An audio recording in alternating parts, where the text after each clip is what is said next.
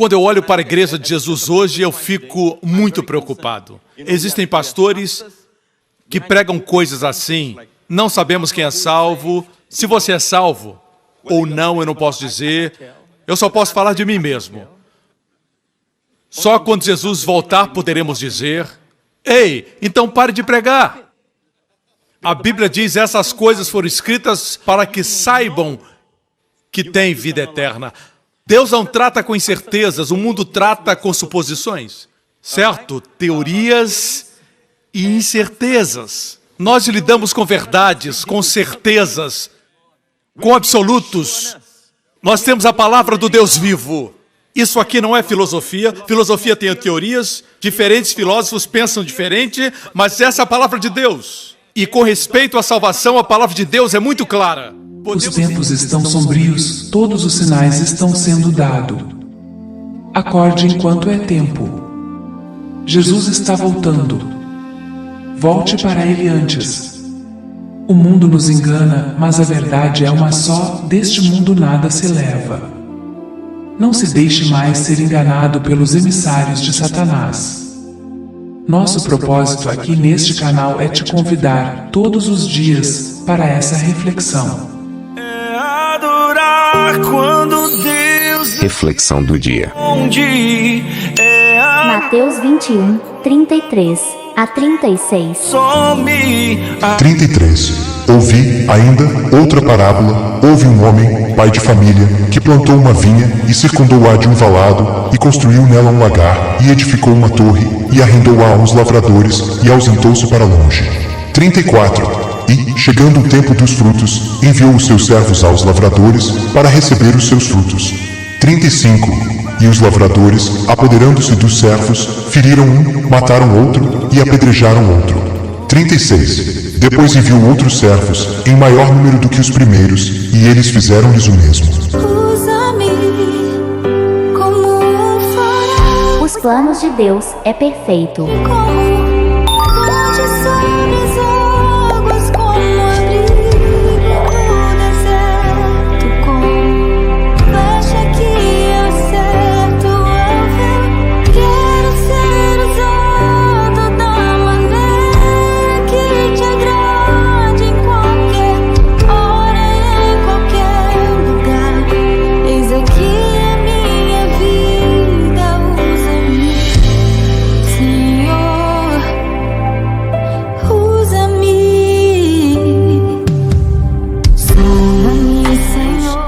No livro de Efésios, capítulo 1.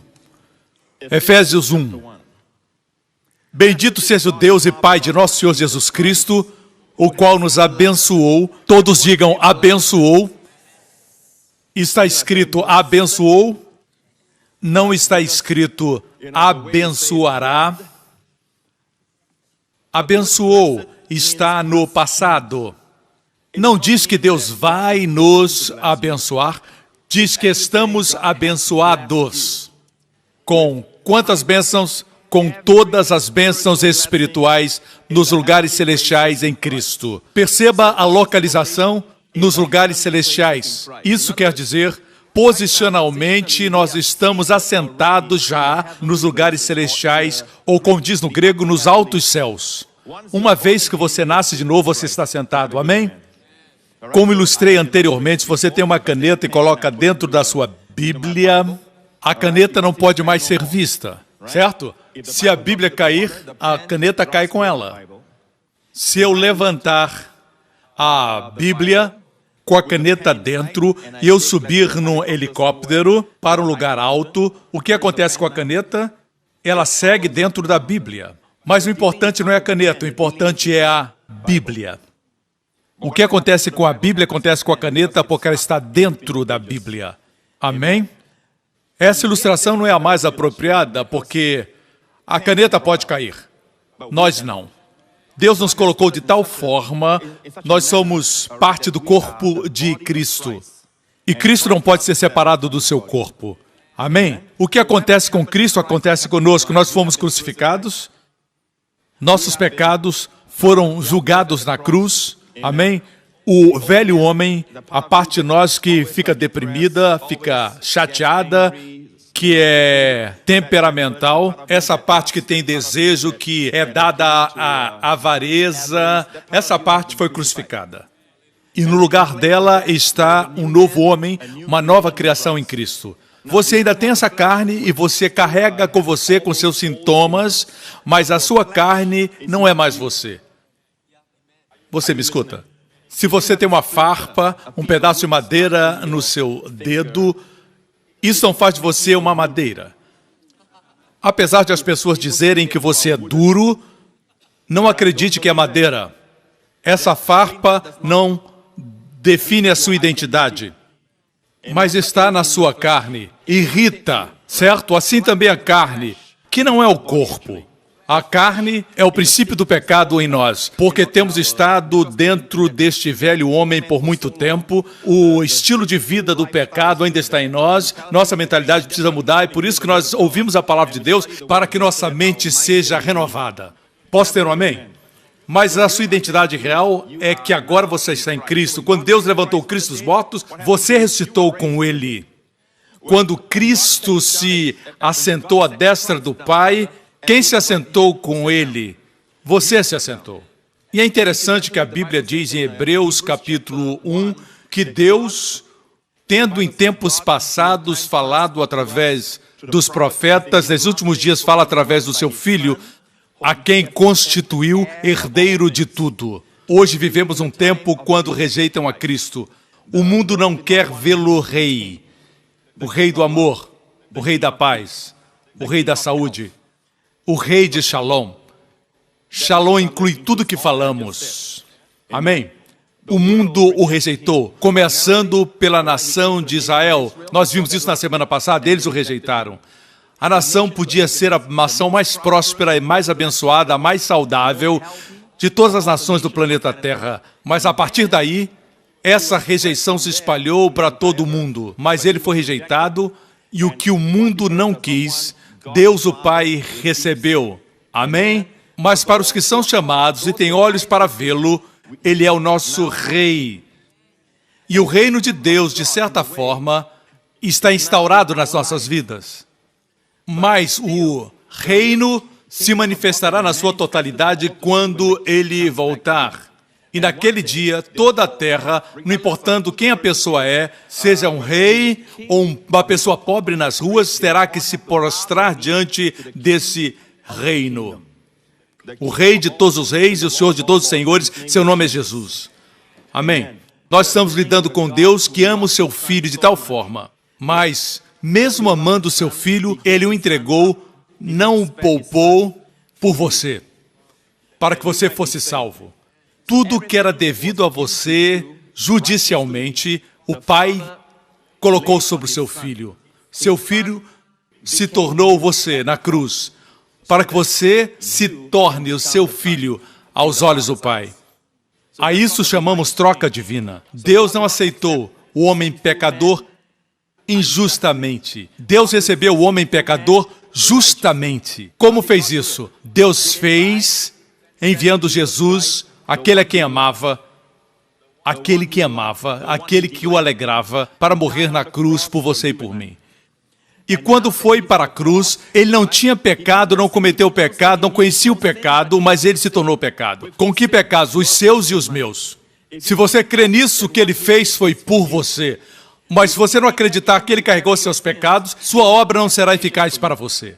Assim, quando ele carregou nossos pecados na cruz, Deus colocou sobre ele açoite sobre açoite, pisaduras sobre pisaduras, seu justo juízo, sua ira justa, a retribuição divina contra todo tipo de impiedade, caiu sobre Jesus Cristo, até que Jesus clamou, está consumado. Isso significa que todos os nossos pecados foram julgados e tudo que merecíamos foi concluído.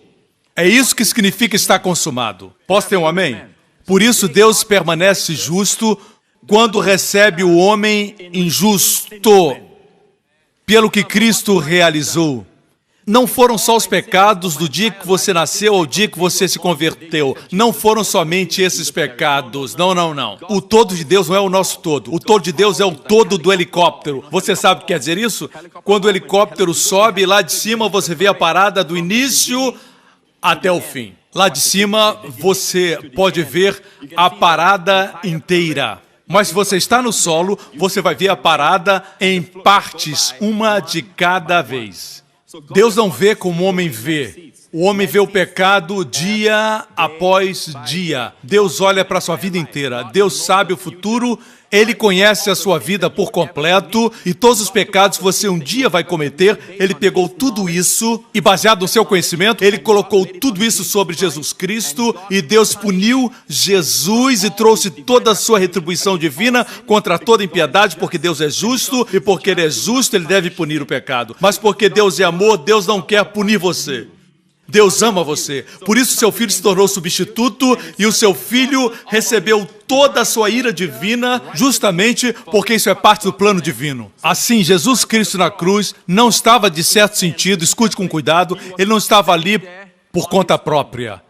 Ele ocupava o seu lugar, você entende? Era seu substituto. Amém? No jogo de futebol a gente diz, vamos colocar o reserva. Essa ilustração não é a mais apropriada, porque, na verdade, Jesus entrou como você, na cruz, para que você se tornasse Ele, diante do Pai. Tudo o que seus pecados mereciam, Jesus recebeu na cruz. Tudo o que a justiça de Deus merece, você recebe. A troca divina. Você diz, eu não entendo, pastor, como é que um homem pecador pode se tornar justo? Bem, responda-me essa pergunta. Como pode um homem justo e perfeito, nosso Senhor Jesus, se tornar pecado na cruz, sem nenhum pecado? Se conseguir me responder, eu vou responder porque podemos ser justos sem obras. É baseado no mesmo princípio. Posso ter um amém? Mas você é justo aos olhos de Deus, justo pela fé. E todo o povo diga, quando Deus ressuscitou Jesus, onde você estava? Você estava em Cristo. E em Hebreus diz que Jesus se assentou depois de expiar nossos pecados. Eu amo isso. Ele não se sentou como filho de Deus. Isso ele sempre foi. Antes de encarnar e nascer como homem, ele já era Deus. No princípio era o Verbo, e o Verbo era Deus. E o Verbo se tornou carne. Ele não se assentou, diz Hebreus 1, ele não se assentou como filho de Deus. Ele se assentou depois de ter expiado nossos pecados, tendo consumado nossos pecados. Em outras palavras, somente quando a obra estava completa, lidando com os nossos pecados, colocando-os de lado, só então teve o direito de se assentar. Em outras palavras, o direito de se assentar à destra do Pai é porque Jesus Cristo expiou totalmente seus pecados. Deixe-me dizer, não é sempre que você escuta o Evangelho de forma completa assim. Esse é o completo Evangelho. Hoje Deus me trata como se fôssemos Jesus. Exatamente como Ele tratou Jesus na cruz como se fôssemos nós. Não fique confundido quando você fizer algo errado e esperar o pior e receber de Deus o favor e as bênçãos. Não para continuar no erro, mas para que o favor e a bondade de Deus leve você ao arrependimento. Veja bem, Jesus se assentou depois de expiar nossos pecados. Assim estamos assentados com Cristo, no centro do universo, à destra do poder, acima de todo poder, principado, majestade e domínio, acima de todo nome que se nomeia. Aí estamos nós. Pastor, eu não entendo isso. Você entende que se a rainha Elizabeth, que é uma pessoa que respeito, se ela vier a Singapura e for para o parque da rainha Elizabeth, ou você a ver no shopping center, em uma loja, fazendo uma visita, ela estaria aqui, caminhando em Singapura, mas poderíamos descrever assim: ela está assentada no trono da Inglaterra. Certo? Ela está sentada no trono, mas a sua vida continua. Ela não fica sentada no trono o tempo todo, dizendo, eu preciso ir urgentemente a um certo lugar, certo? O que significa que a sua posição é assentada no trono. Você vive a vida do trono. Você é realeza. Alguns não entendem porque existe uma atmosfera diferente sobre você. As pessoas não gostam de xingar na sua presença. Se você age como o mundo, não faz nenhuma diferença, mas tem pessoas que não gostam de dizer certas coisas quando você está perto. Seja esse tipo de cristão. Seja esse tipo de crente. Nossa posição agora é nos lugares celestiais. Bem, depois falo das bênçãos espirituais. Essa posição de estar nos lugares celestiais era o grande sonho de Israel. É isso que eles queriam. Porque quando está nesse lugar, nos lugares altos, todas as bênçãos vêm sobre você. Veja Deuteronômio 28. Certo? Eu vou ler para você as bênçãos primeiro, vou pular o versículo 1, verso 2. E todas essas bênçãos, diga todas essas bênçãos, mais uma vez, todas essas bênçãos virão sobre ti e te alcançarão. Não importa se você é um atleta ou o corredor mais veloz de Singapura, certo? Nenhuma bênção que venha na sua direção para alcançá-lo será veloz o suficiente para escapar. Elas vão alcançar você. Estão vindo na sua direção. Elas vão alcançar você. Amém? E quando ouvires a voz do Senhor teu Deus, bendito serás na cidade, bendito serás no campo, bendito o fruto do teu ventre, o fruto da tua terra, e assim continuam as bênçãos.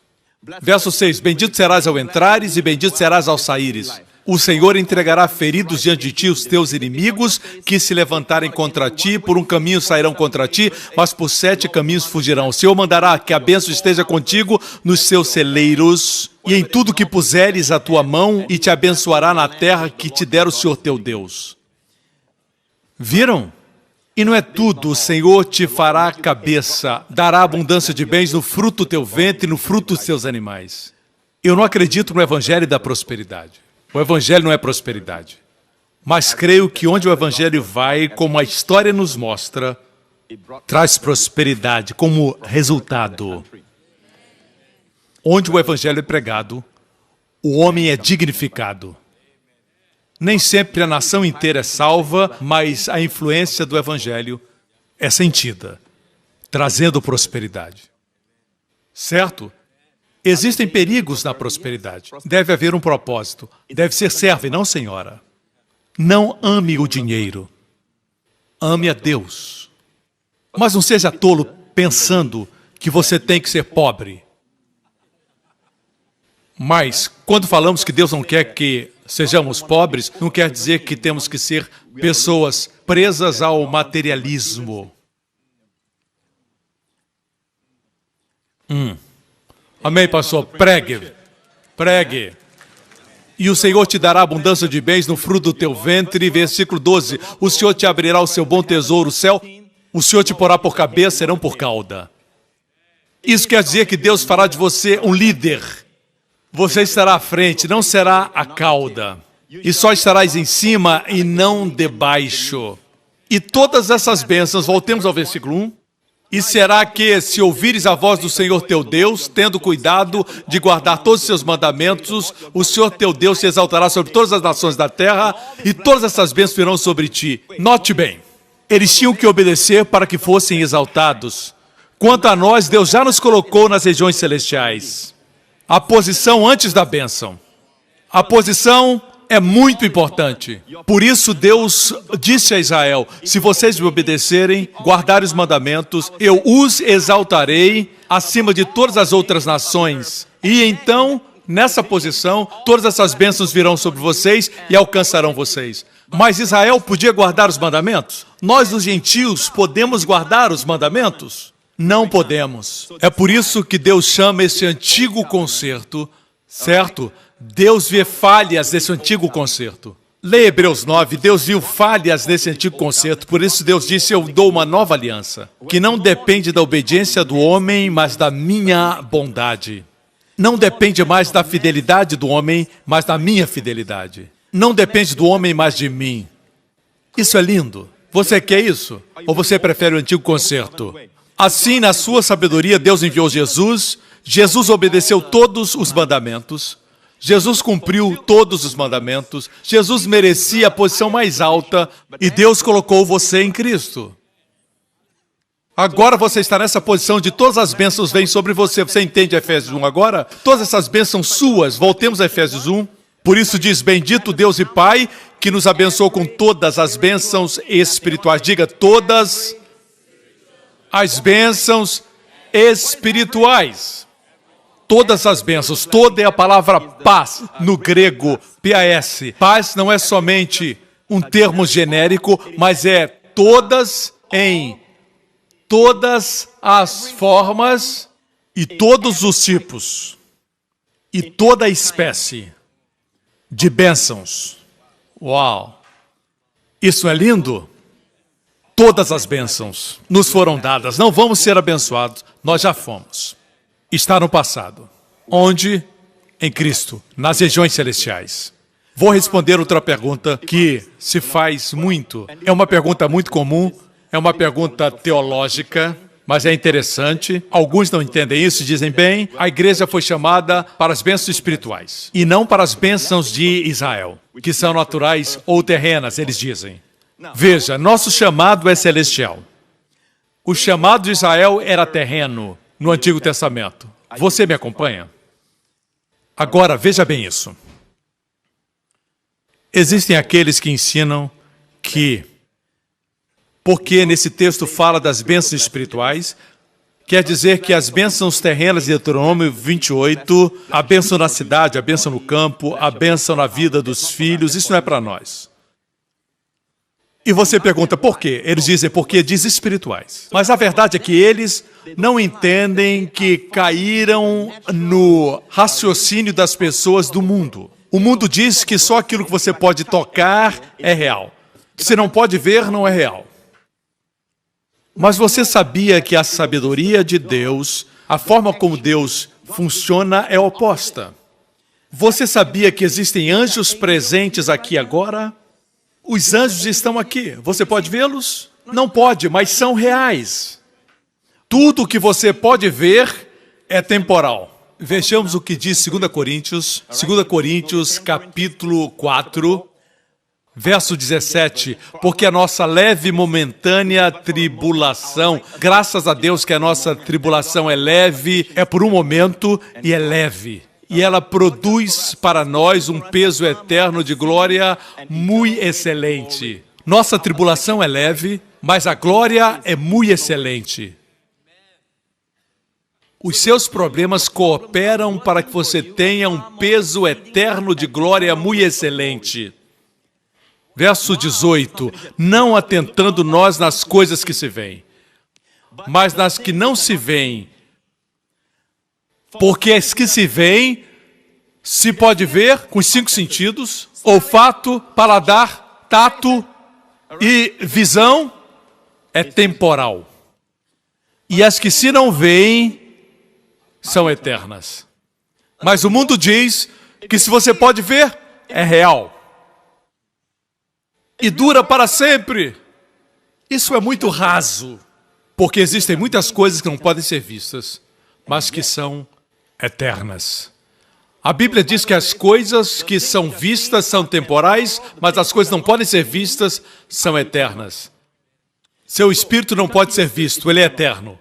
Por isso Deus preparou uma casa para o espírito. Se não está em Deus, esse espírito tem como casa o inferno. Porque o espírito continua vivo. O corpo morre, mas o espírito precisa de um lugar para morar. É o fôlego que Deus soprou sobre o homem. Deus soprou nas narinas do homem e ele se tornou alma vivente. O corpo do homem morre e apodrece e vai para a terra, mas ele ainda vive. Os que nasceram de novo estão nos céus. Não um espírito sem corpo, mas com um novo corpo. Você me acompanha? As pessoas dizem que as bênçãos espirituais são invisíveis, mas invisíveis não quer dizer irreal. Mas se você pode ver, na verdade, se pode ver essa cadeira na qual está sentado, pode senti-la, ela é temporal. Você sabe disso. Não vai durar. O que você pode ver não dura. São as coisas invisíveis que são eternas. Mas vivemos a vida acreditando numa mentira. Se vemos, achamos que é real. Se não vemos, o dinheiro não é real, mas Deus suprirá as suas necessidades. É uma promessa. Você diz, eu não posso ver, por isso eu não posso crer. Já viu seu cérebro? Você já viu fotos de cérebros, mas você já viu o seu? Tem certeza que tem um? Está vendo as ondas de rádio e de televisão? Você crê? Eu sei que muitos de vocês que nasceram depois da geração da Apple, graças a Steve Jobs, você crê que existem ondas de rádio aqui mesmo quando não pode ver.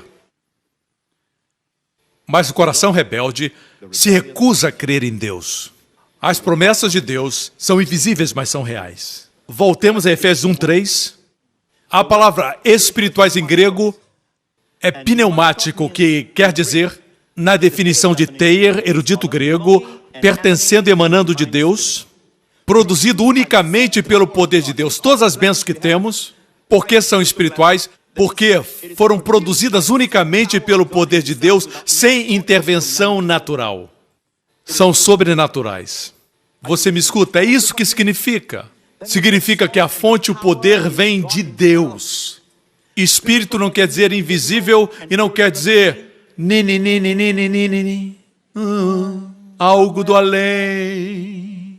Não, você saberá como é real o espiritual. No momento que seu coração parar de bater, você entenderá o mundo espiritual. Ou verá demônios chamando por você, ou verá anjos levando você ao seio do Pai. Alguns antes de morrer começam a ver coisas. Essas coisas são reais. Se você não pode ver, é real. Semana passada compartilhei a respeito de expulsar demônios com o pastor Henry. Não do pastor Henry, com o pastor Henry. Estávamos expulsando demônios de uma mulher. Não sabíamos que ela estava endemoniada, pensávamos que ela tinha uma depressão profunda. Impusemos nossas mãos sobre ela em nome de Jesus e da sua garganta saiu uma voz de homem. Uma voz masculina. Eu quero a mente dela. Quer o quê? A mente dela. O diabo quer sua mente. É por isso que ele coloca escuridão na sua mente, para que a luz do glorioso evangelho não brilhe. Os demônios são reais. Você não pode vê-los, mas eu escutei.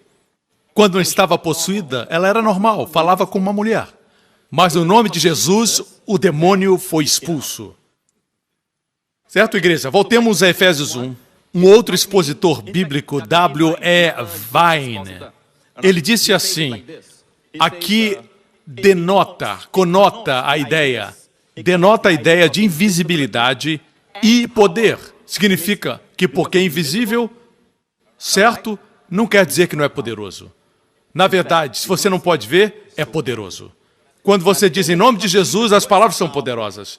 Você não pode ver as palavras, mas elas são muito poderosas. Palavras são poderosas. Tem um ditado que diz, paus e pedras podem quebrar meus ossos, mas as palavras não podem. Isso não é verdade, elas podem quebrar seu espírito. Na verdade, paus e pedras podem quebrar seus ossos e eles podem ser curados. Mas se falar para uma criança, você é burro, descuidado, você não devia ter nascido, por que você não é como seu irmão? Palavras assim permanecem por anos. Um osso pode ser curado rapidamente. Palavras são poderosas. Deus fez tudo com palavras e Deus nos fez a sua imagem. Quando Deus viu as trevas, Ele não disse, oh, está tão escuro. Deus disse, Vaiomer Elohim, Yehi Or, Vayehi Or. Deus disse, haja luz e houve luz. Tudo que Deus queria, Ele falou antes e depois Ele viu. O homem quer ver primeiro e depois dizer. Como eu posso dizer, eu sou curado quando os sintomas estão comigo? Deus diz, quer ser como eu? Eu falo antes de ver. Sabe por que vejo bom? Porque eu falo bom.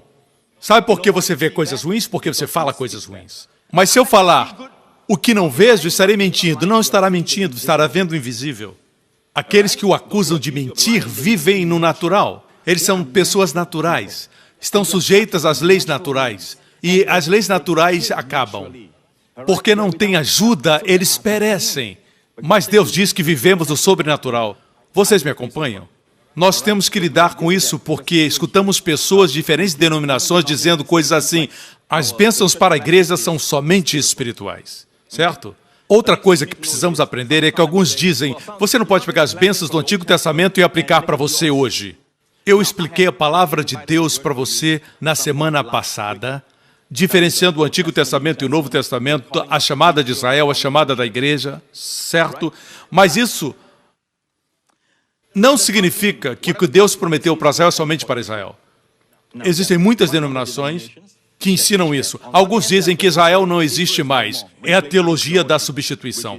Para mim, é uma teologia errada.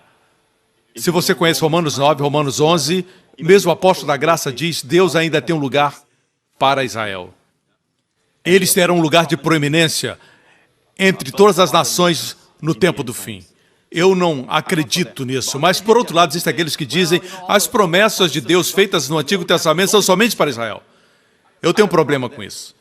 Dizem que não podemos reivindicar o que está em Deuteronômio capítulo 7. E o Senhor de ti desviará todas as enfermidades, sobre ti não porá nenhuma das más doenças dos egípcios. Não pode reivindicar isso. Isso é para Israel. Não, não é para você. Vou demonstrar com clareza. 2 Coríntios capítulo 1. Antes, como Deus é fiel, Paulo escreve pelo Espírito: a nossa palavra para convosco não foi sim e não. O que essas pessoas dizem é que algumas bênçãos Deus diz sim e outras ele diz não. Sim, não. Já ouviu esse ensinamento? É ensinado antes. Às vezes Deus diz sim, às vezes Deus diz não. Paulo diz: essa não é minha pregação. Quem prega sim não está na mesma companhia de Paulo. Ele diz: porque o Filho de Deus, Jesus Cristo, que entre vós foi pregado por nós, isto é, por mim, Silvano e Timóteo, não foi sim e não, mas nele houve sim. Quando eu olho para a igreja de Jesus hoje, eu fico muito preocupado. Existem pastores que pregam coisas assim: não sabemos quem é salvo. Se você é salvo ou não, eu não posso dizer. Eu só posso falar de mim mesmo. Só quando Jesus voltar poderemos dizer: ei, então pare de pregar. A Bíblia diz: essas coisas foram escritas para que saibam que têm vida eterna. Deus não trata com incertezas, o mundo trata com suposições, certo? Teorias e incertezas. Nós lidamos com verdades, com certezas, com absolutos. Nós temos a palavra do Deus vivo. Isso aqui não é filosofia. Filosofia tem teorias, diferentes filósofos pensam diferente, mas essa é a palavra de Deus. E com respeito à salvação, a palavra de Deus é muito clara. Podemos discordar de alguns pontos, mas quanto à salvação, estamos todos unidos. Cristo morreu por nós. Nessa parte não existem disputas. Diferentes denominações acreditam que Jesus Cristo é o Filho de Deus e o seu sangue nos limpa de todo o pecado. Amém? Essas coisas foram escritas para que saibamos, diz a Bíblia, não para que fiquemos na dúvida. Paulo diz que não é sim ou não, mas em Cristo é sim. Porque todas quantas promessas há de Deus são nele sim. E por ele o amém. Amém quer dizer assim seja, para a glória de Deus por nós. Pode parecer sem importância, mas todas significa todas.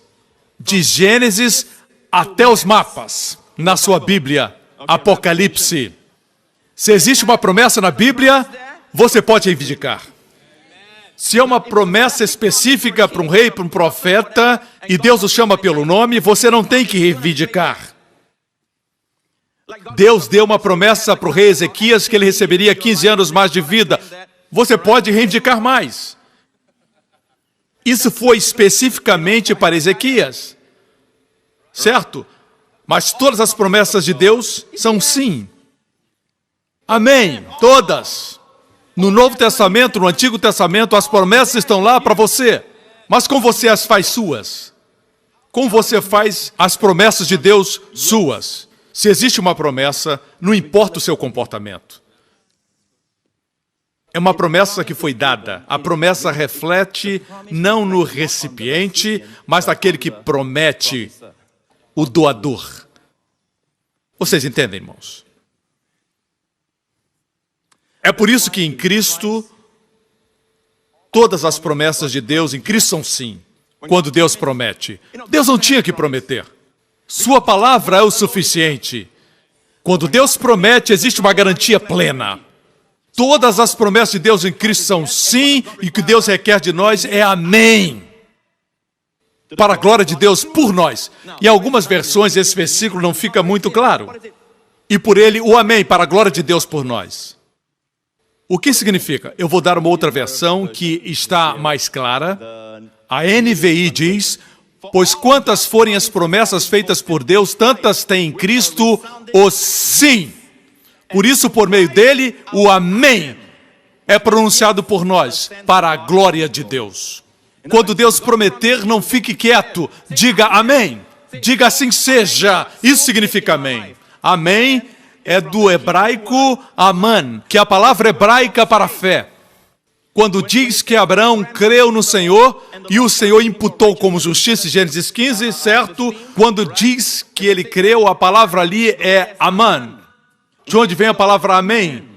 A palavra aman foi transliterada posteriormente para o latim e para o inglês. Amém permaneceu como a palavra mais popular. Amém? Você me acompanha? Deus quer que você responda, assim seja na minha vida. Não existe nada para você fazer, mas somente crer. Diga amém. Os sábios judeus diziam assim. Eles diziam para os seus discípulos, os sábios da antiguidade. Eles diziam, todas as manhãs Deus faz chover bênçãos sobre a terra. A forma de pegá-las é dizendo amém. Por isso, nas sinagogas, se fala muito amém. Eles dizem amém. Como Abraão creu no Senhor.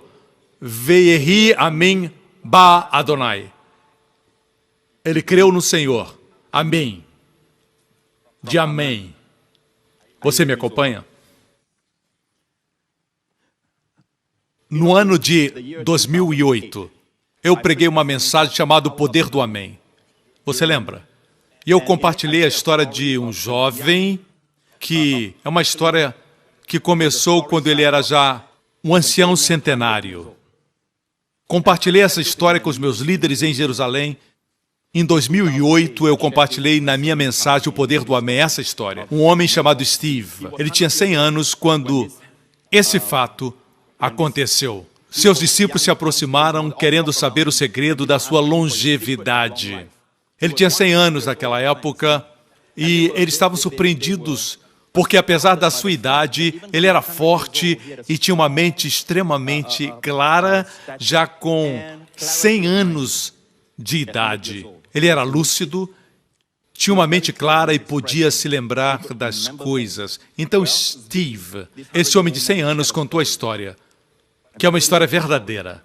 Ele compartilhou que quando ele tinha 14 anos ou 15 anos de idade, quando ele tinha 15 anos, ele fugiu da Polônia, fugiu da perseguição que os judeus sofreram.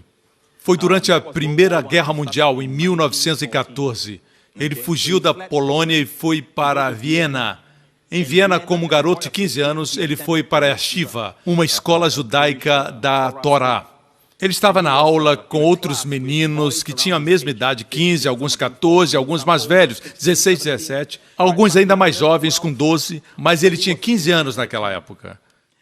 E o seu mestre, que era idoso e erudito, o mestre judeu, que também era um matemático, muitos judeus são brilhantes matemáticos, amém?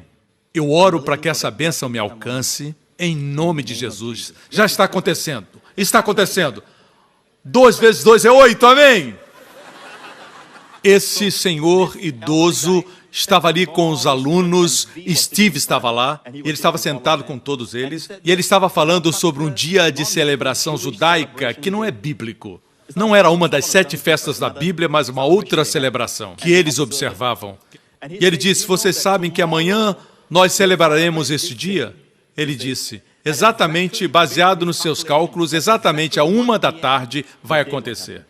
Um dia judaico começa às 6 da tarde, mas baseado no seu cálculo matemático, essa celebração aconteceria à 1 da tarde. E ele disse, não é incrível? E os alunos queriam saber o que era tão incrível. E ele disse, essa festa só vai acontecer de novo daqui a 87 anos. E ele olhou para os alunos e disse, baseado nos meus cálculos, isso só vai acontecer daqui a 87 anos. E ele olhou para os seus jovens discípulos e disse, que vocês vivam muito para ver esse dia. E todos os meninos começaram a rir. Daqui a 87 anos, eles pensaram, riram dele, fizeram um pouco caso dele, pensando talvez estava muito idoso, estava senil. Eles ficaram rindo. Ele era um senhor muito gentil. Steve estava lá, ele tinha 15 anos. Sabe o que ele fez? Ele disse amém. E Steve disse que quando ele disse amém, ele sentiu uma atmosfera de proteção ao seu redor. E ele diz que esse sentimento acompanhou a sua vida mesmo através da Segunda Guerra Mundial, quando Hitler começou a perseguir os judeus e os matar. Esse sentimento o manteve durante aqueles dias escuros. Até que, finalmente, quando ele contou essa história, ele tinha 100 anos, foi no ano 2004, 2005, na verdade foi em 2005. No ano 2005, tinham-se passado 87 anos e ele tinha 100 anos. Tinham-se passado 87 anos e agora ele tinha 100 anos. E ele disse, todos os meus amigos naquela classe, que eram mais velhos, já morreram. Todos eles. Eu ainda estou vivo, porque eu disse amém. Para o que Adonai disse, através desse professor. Você vai viver, pela graça de Deus, uma vida longa e saudável. Parece que o amém ficou mais alto, certo? Amém. Você é abençoado. Com toda... Deixe-me concluir. Você sabe que está chovendo e você quer pegar. Se alguém não disser amém, Deus não vai forçar. O que Deus requer é a resposta do homem. A verdade é que alguns não entendem. Vamos reler esse texto na Nova Versão Internacional. Pois quantas forem as promessas feitas por Deus, tantas tem Cristo sim. Por isso, por meio dele, o amém é pronunciado por nós para a glória de Deus. Quando você diz amém às promessas de Deus, que você escuta pregadas ou compartilhadas, ou você lê na Bíblia, quando você diz amém, sabendo que amém significa sim.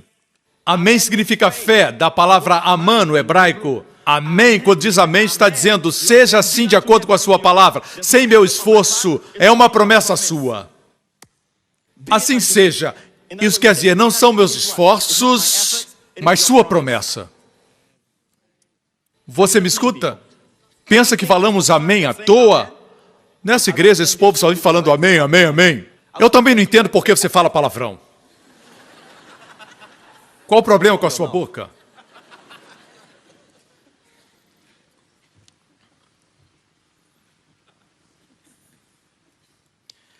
Quando você vai a uma praia, quando eu estava na Marinha, meus amigos me levaram para uma praia, que era uma praia de nudismo. Eu já era crente, graças a Deus. E eu usava óculos naquela época, graças a Deus. Quando percebi o que estava acontecendo, que eles estavam brincando com a minha cara, me levaram para a praia de nudismo, eu me senti envergonhado de estar ali. Tentei sair dali, porque estavam todos nus. O fato é que, naquela época, eu era mais jovem e tinha 17 anos. Eu era uma pessoa normal. Eles é que eram anormais. Por que você deixa o mundo fazer você se sentir anormal? Quando você está funcionando de acordo com as instruções do seu Criador.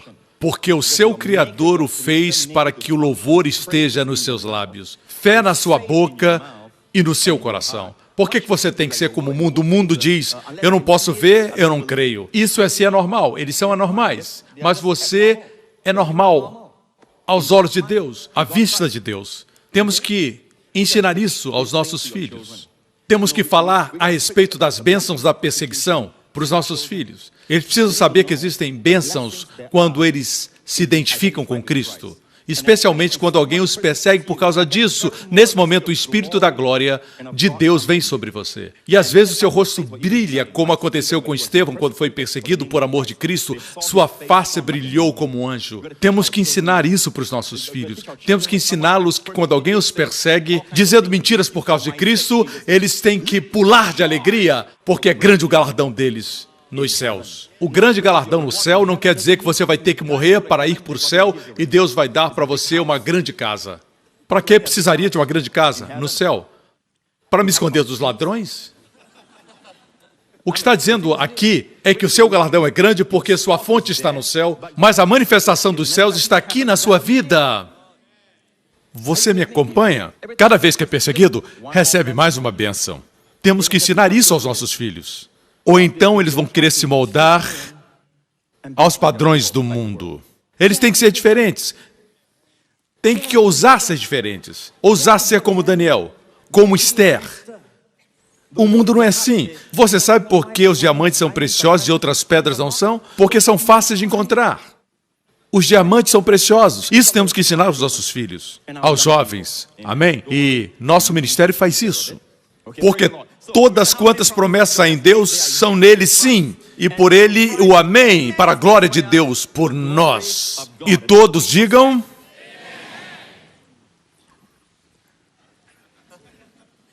No Antigo Testamento não podiam dizer amém. Diziam amém, não me entenda mal, mas pela lei da primeira menção, a primeira menção da palavra amém na Bíblia foi para a maldição. Assim, as primeiras 13 referências no Antigo Testamento tinham a ver com a maldição. Falavam da maldição. Em Deuteronômio 28, nós lemos a respeito das bênçãos, mas em Deuteronômio 27, diz: maldito o homem que fizer imagem de escultura, e todo o povo respondendo dirá, não diga, você foi redimido disso. Maldito todo aquele que desprezar o seu pai e sua mãe. Todo o povo dirá amém. Nos versículos seguintes fala maldito, maldito. E no versículo 26 fala assim, maldito aquele que não confirmar as palavras dessa lei, não as cumprindo. E todo o povo dirá... Paulo cita isso em Gálatas, dizendo que aqueles que são das obras da lei são malditos. Ele estava citando esse verso. Ele diz, se quiser guardar um, tem que guardar todos, ou então estará debaixo de maldição. Alguns dizem que devemos comer comida kosher. Temos que cumprir isso ou aquilo, temos que vestir um manto de oração, mas não são circuncidados. Por quê? Vem aqui, rapaz. Quer cumprir um, tem que cumprir todos. Eu posso circuncidá-lo, de graça. Para você, vai ser de graça. Espero não cortar no lugar errado. Deixa para lá.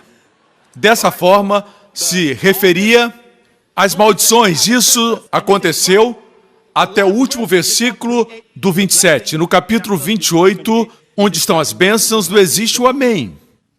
O que aconteceu foi, Moisés dividiu as tribos entre 6 e 6.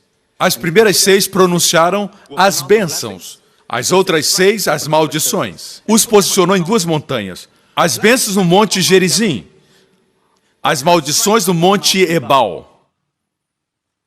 O interessante é que Deus não os mandou dizer amém.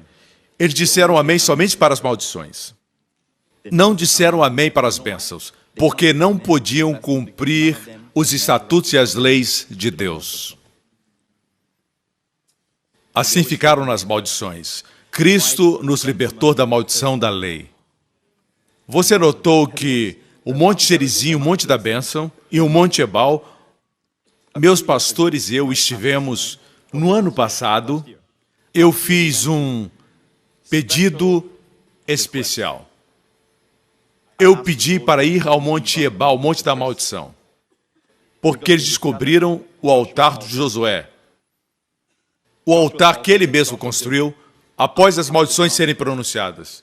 Descobriram esse altar e eu queria vê-lo. Só permitem visitá-lo uma vez por mês, porque é um lugar muito perigoso. Eu fiz o pedido, eu estava fazendo show para a TBN, levei muitas pessoas e eles foram generosos e me deixaram ver. Os pastores me acompanharam. Estou agora no altar de Josué, no Monte Ebal. Ele é feito com grandes pedras, pedras inteiras, ou seja, não são cortadas por mãos humanas. Tem estado aqui desde aquela época. Nós vimos esse altar e o incrível é que o Monte Gerizim está do outro lado. Se gritarmos daqui, se escuta lá no vale. Mas não existe altar no Monte Gerizim, o Monte da Bênção. O altar está somente no Monte Ebal, o Monte da Maldição. Por que não existe altar lá, somente aqui? Porque somente no Monte da Maldição necessitamos redenção.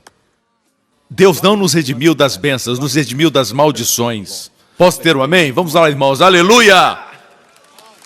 Aleluia! As bênçãos se mantêm nas nossas vidas. Nós fomos redimidos da maldição. Mesmo quando falhamos, nós somos redimidos da maldição. Não existe maldição sobre você. As primeiras 13 vezes que o amém foi mencionado no Antigo Testamento, falava de maldição. Eles não podiam dizer amém para as bênçãos, até que Cristo veio. E todas as promessas de bênçãos se cumpriram em Cristo. E nós estamos nele. Por isso que Deus quer que façamos é dizer amém. Existiram 2 indivíduos, e eu quero concluir com isso. Um foi Zacarias, certo? Os nomes têm significado. O nome Zacarias significa Deus se lembra. Ele se casou com Isabel. Isabel em hebraico, Elizabeth. Eli quer dizer Deus, Bet quer dizer promessa. Zacarias casou com Isabel. Deus lembra suas promessas e gerou João, Yohanan. Isso não é lindo? É assim que começa o Novo Testamento, com a história de Zacarias e Isabel. Estavam velhos e um anjo apareceu quando havia chegado o seu turno de queimar o incenso, que era uma função muito importante no templo naquela época. E quando queimava incenso, o anjo Gabriel apareceu e prometeu-lhe um filho. Mas a resposta de Zacarias foi essa: como eu saberei disso? Como estarei seguro? Como saberei se é verdade? Oh, não. Se o anjo do céu disser, é melhor que acredite. Gabriel disse: eu sou Gabriel, que ministro na presença de Deus. Você vai ficar mudo por um tempo. Vai ficar mudo por um tempo até que o filho nasça, certo? Deus sabe o poder das palavras. Deus então fechou sua boca para que ele não falasse nada e estragasse o processo até que João nascesse. Sua boca se abriu quando ele escreveu Yohanan, que quer dizer graça de Deus. A graça sempre abre as bocas. Às vezes as bocas não se calam, mas eu vou me calar em breve. Assim, este mesmo anjo foi para Maria, Miriam em hebraico. O anjo apareceu para Maria e disse: eis. Primeiro ele disse: salve, agraciada entre as mulheres, não acima das mulheres, entre as mulheres. Nós a honramos, mas ela não está acima das mulheres. Salve, agraciada, bendita entre as mulheres, disse o anjo, porque o Espírito de Deus te cobrirá. Antes de dizer isso, ele disse: darás à luz a um filho. E ela respondeu assim: seja feito de acordo com a sua palavra. Ela não fez nenhuma pergunta: como isso vai acontecer? Como saberei que isso é verdade? Ela disse: como isso pode acontecer se não conheço o varão? Ela perguntou sobre o processo. Sabia que ia acontecer, mas como seria? Visto que não conheço o varão, disse ela. O anjo disse: o poder de Deus lhe cobrirá. E ela disse: amém. Como eu sei disso? Porque ela disse: seja feito segundo sua palavra. Essa era a resposta que Deus queria de Zacarias. Ele queria que ele dissesse: amém, assim seja. Quando Deus falou com Abraão naquela noite estrelada e disse: conta as estrelas, assim será a sua semente, certo? E Abraão disse em hebraico para o Senhor: amém. Amém. Ele creu, é isso que Deus quer do seu povo. Pelas suas pisaduras, você foi curado. É isso. Eu sei que a palavra amém pode se tornar um clichê, eu sei disso. Mas quando temos essa revelação, devemos falar com propósito no coração. Isso não é somente uma promessa, já é um fato. Pelas suas pisaduras fomos curados. Amém. Isso é tudo que Deus requer.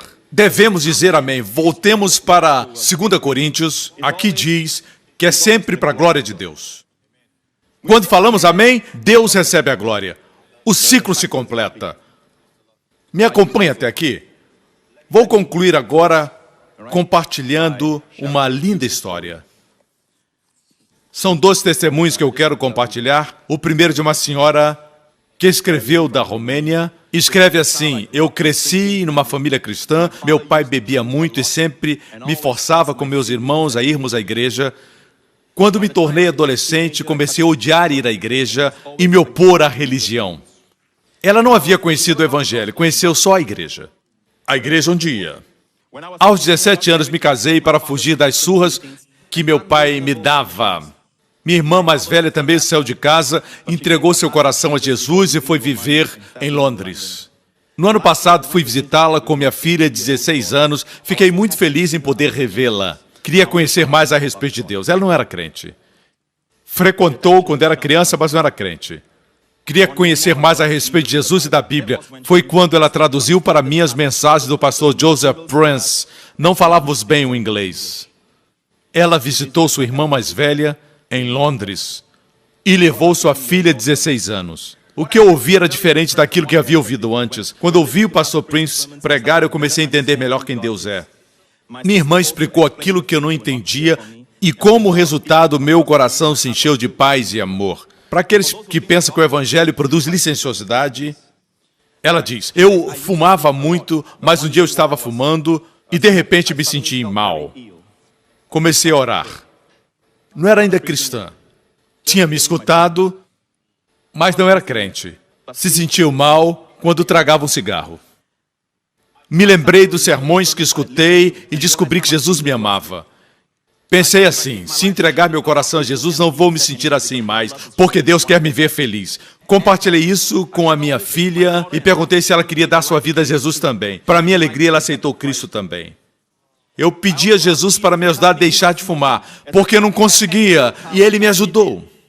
No dia seguinte, não senti nenhuma vontade de fumar. O incrível é que todos pensavam que eu nunca conseguiria deixar de fumar.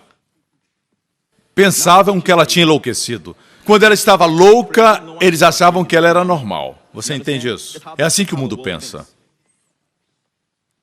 Eles não acham que essa igreja cresceu porque Jesus está sendo exaltado, mas que é por causa do que temos. Pensam que é a tecnologia. É assim que eles pensam, não pensam como Deus queria que eles pensassem. Um último testemunho.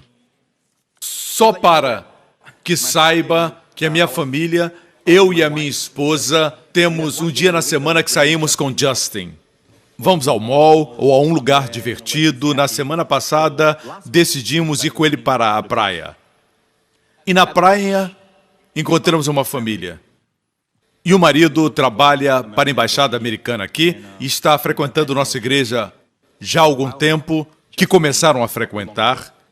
E eles compartilharam um lindo testemunho, o marido e a esposa.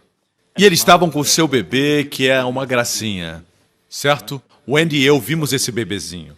E eles disseram assim: John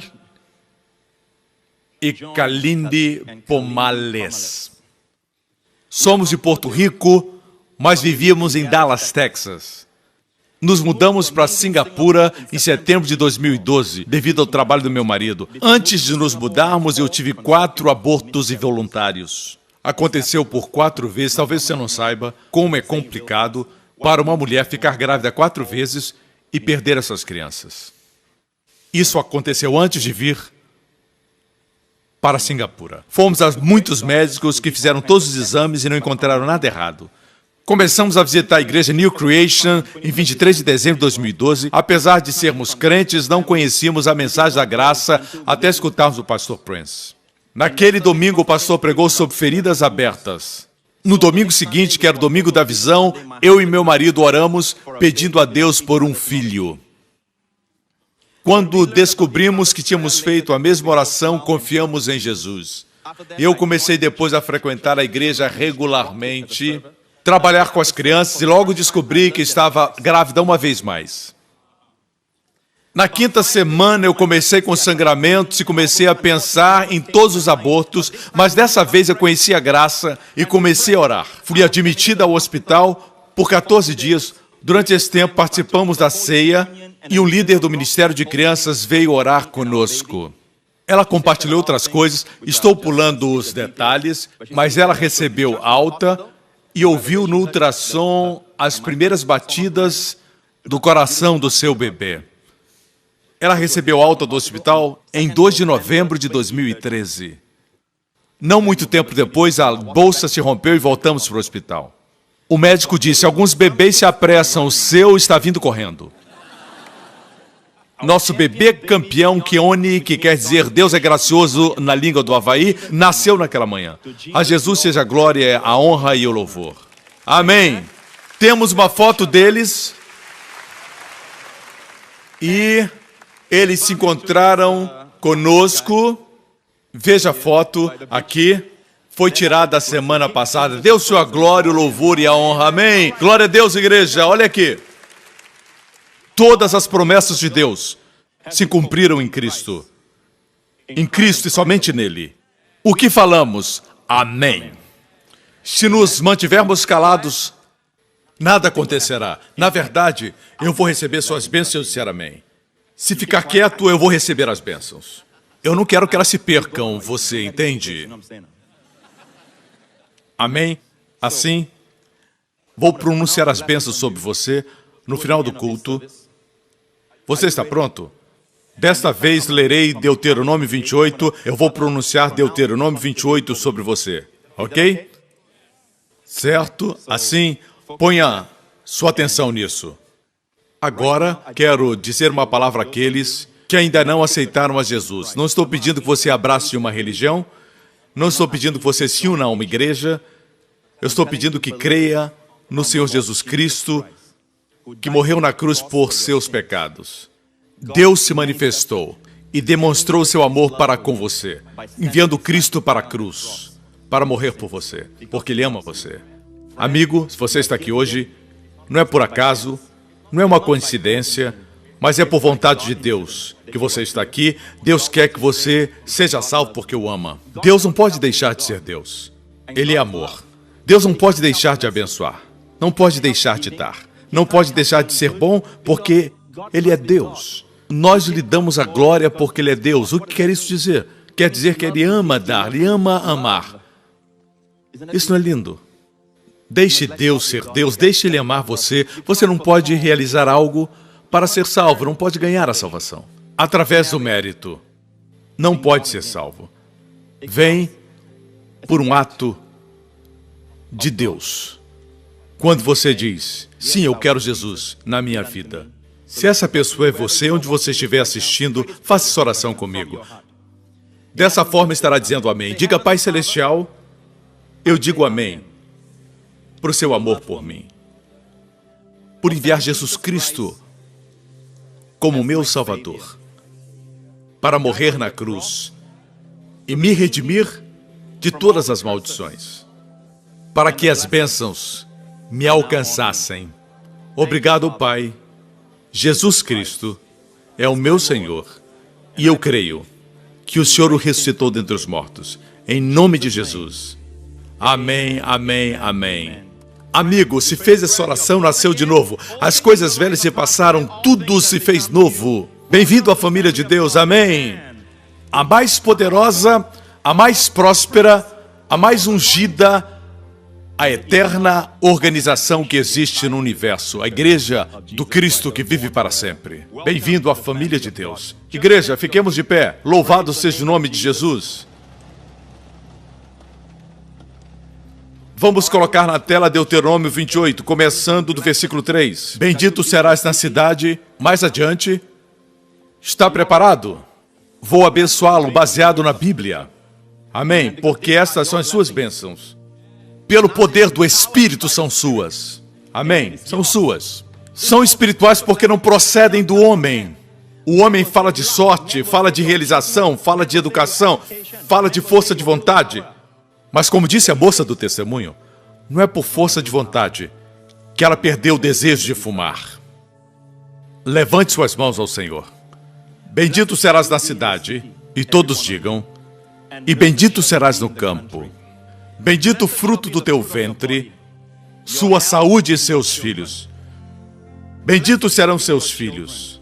Estarão longe da enfermidade, longe da opressão, longe do estresse da escola. Bendito seja o fruto do seu corpo, o produto da sua carreira, o aumento da sua carreira, o aumento de tudo que Deus põe em suas mãos. Bendito será tudo que você tocar. Bendito será quando entrar, bendito será quando sair. Seus inimigos se levantarão por um caminho e sairão por 7. Bendito será o seu celeiro, não só celeiro, mas muitos. Benditos sejam os seus celeiros, que Deus aumente os seus bens, aumente suas possessões, que tenha prosperidade com propósito para servir e abençoar a humanidade. Amém. Bendito seja você, sempre que entrar na sua casa e quando sair da sua casa. Bendito ao entrar e bendito ao sair. O Senhor faça de você cabeça e não cauda.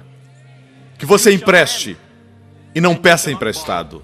O Senhor faça você estar sempre acima e não embaixo. No nome do Senhor Jesus Cristo. E todo o povo diga: Deus abençoe vocês. Até a próxima.